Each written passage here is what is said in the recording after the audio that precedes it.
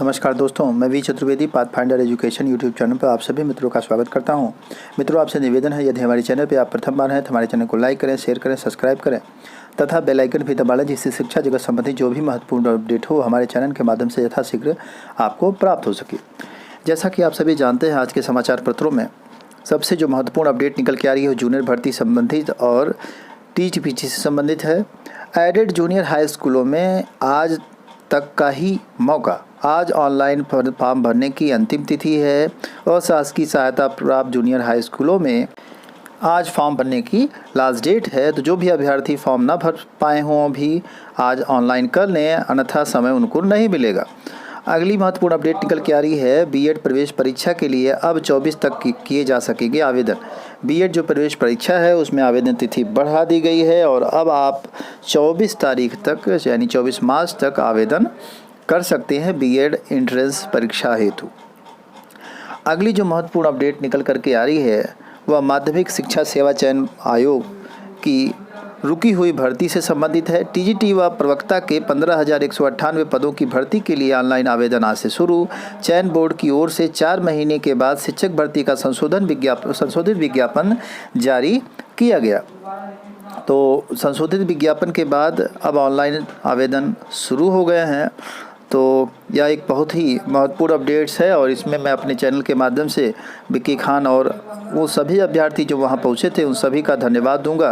अनिल भाई का धन्यवाद दूंगा जो इसमें लगातार संघर्षशील रहे और अपने मेहनत और दोस्तों की जो सहयोग है, अभ्यर्थियों का सहयोग है, उनसे इस भर्ती को फिर से एक बार जीवंत बनाए और सामने आई, क्योंकि लग नहीं रहा था कितनी जल्दी ये वैकेंसी फिर से आकर के शुरू हो पाएगी, फॉर्म ऑनलाइन शुरू हो पाएगा। तमाम अभ्यर्थी ऐसे थे जिन्होंने कि आवेदन कर भी दिया था और 4 महीने बीत गए और संशोधित विज्ञापन अभी तक जारी नहीं हुआ था। आनंद फार्म में जल्द ही जारी हुआ है, आप जानते हैं जैसा कि, और आज से आवेदन फीस में शुरू हो गए।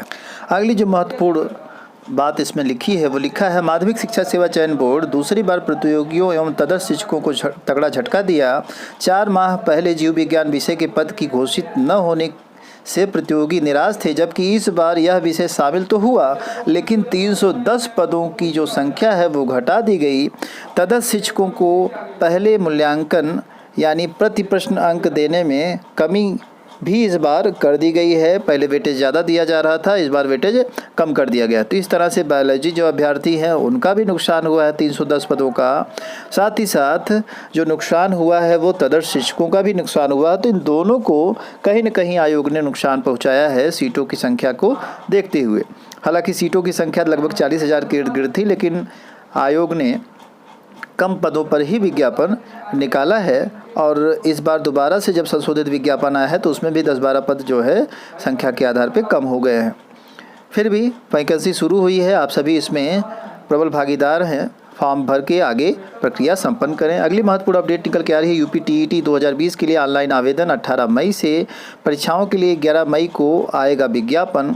25 जुलाई को परीक्षा, 18 अगस्त को जारी होगी अंतिम उत्तरमाला, 20 अगस्त को जारी होगा परिणाम, 14 जुलाई को जारी किए जाएंगे प्रवेश पत्र। तो इस तरह से जो विस्तृत व्यवस्था है टेट परीक्षा से संबंधित वो आज जारी कर दी गई है। उत्तर प्रदेश शिक्षक पात्रता परीक्षा 2020 के लिए ऑनलाइन आवेदन 18 मई 2021 से शुरू होगा।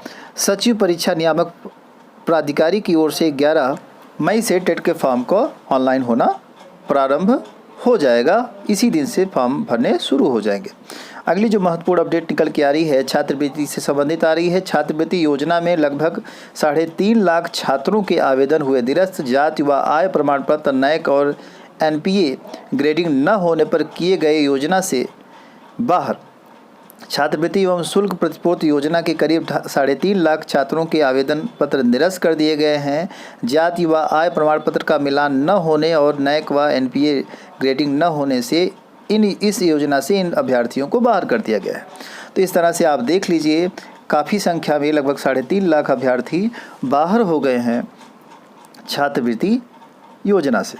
अगली जो महत्वपूर्ण अपडेट निकल के आ रही है लोक सेवा आयोग से, आयोग की भर्ती परीक्षाओं में अब तेजी होगी, सीबीआई जांच।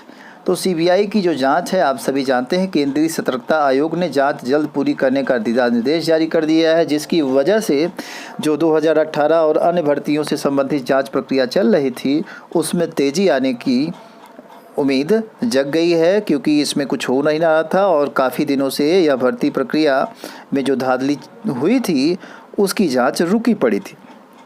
अगली महत्वपूर्ण अपडेट निकल के आ रही है, फैसला सामान्य श्रेणी पर सिर्फ अनारक्षित वर्ग का हक नहीं। इसमें स्पष्ट कोर्ट के द्वारा यह कहा गया कि जो आरक्षित वर्ग की सीटें हैं उस पे कभी भी सामान्य वर्ग दावा नहीं कर सकता। यह सीटें सिर्फ उनकी नहीं हैं, इस पे अन्य लोग भी समान रूप से अपने आरक्षण के आधार पर भागीदार हैं। तो यह एक महत्वपूर्ण फैसला रहा है जो कि दिया गया है हाई कोर्ट के द्वारा। एक ज़िले में एक ही दिन पंचायत चुनाव, आरक्षण आधार 2015। ये 2015 से जो चुनाव आरक्षण लागू हुए थे वही आधार लागू करके इस बार भी चुनाव कराने का आदेश जारी हुआ है। 4 चरणों में होंगे चुनाव, हर मंडल में एक चरण में एक ही ज़िले में मतदान। मंडल में 4 से अधिक ज़िले होने पर किसी चरण में 2 ज़िले भी लिए जा सकेंगे। सरकार ने हाई कोर्ट के फैसले पर अमल को दी मंजूरी। तो इस तरह से जो ग्राम प्रधान चुनाव है उसका भी स्पष्टीकरण हो गया। अगली महत्वपूर्ण अपडेट निकल के आ रही है, जूनियर भर्ती परीक्षा से जो मैक्सिमम नंबर ऑफ स्टूडेंट जिन्होंने फॉर्म अप्लाई किया है, लगभग 2,54,000 अभ्यर्थियों ने फाइनल आवेदन जूनियर भर्ती परीक्षा में कर दिया है। तो इन्हीं सारी सब अपडेट्स के साथ मित्रों सूचना सुनने के लिए आप लोगों का बहुत बहुत धन्यवाद। Thank you very much.